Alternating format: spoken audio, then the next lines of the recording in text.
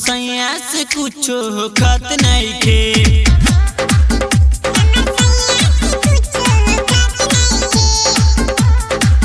हमर सैया से कुछो खत नहीं खे। हमर सैया से कुछो खत नहीं खे।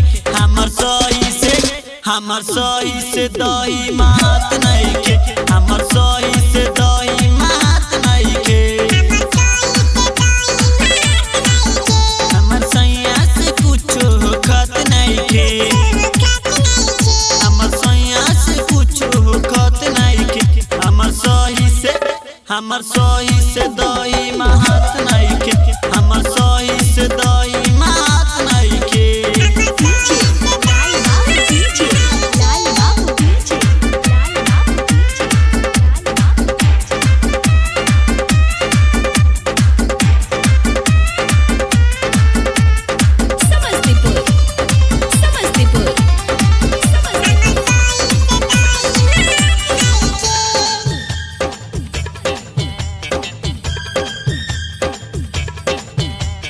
सैया के अपना हम करी का बड़ाई से जिया पावते हो जाला ठंडाई।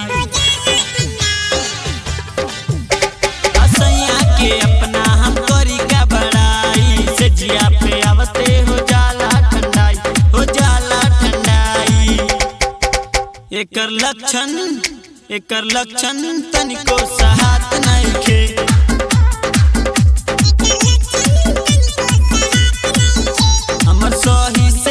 हमर सही से दही मात नहीं खे। हमर सही से दही मात नहीं खे।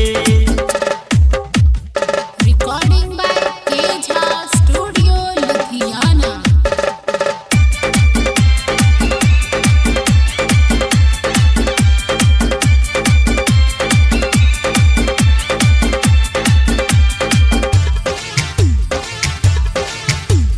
टोनिक भी गोरा से करी तैयारी। मौके पर मुआना हो जाला फरार हो। टोनिक भी गोरा से करी तैयारी। मौके पर मुआना हो जाला फरार हो। हो जाला फरार हो। हरिंदर बाबा के कुछ बुझात नहीं खे। धानुक समीर के कुछ बुझात नहीं खे। हमर सही से दही मात नहीं खे। हमर सही से दही मात नहीं खे। प्रेजेंट बाय केझा रिकॉर्ड्स म्यूजिक कंपनी। हमर सैया से कुछो खत नहीं खे।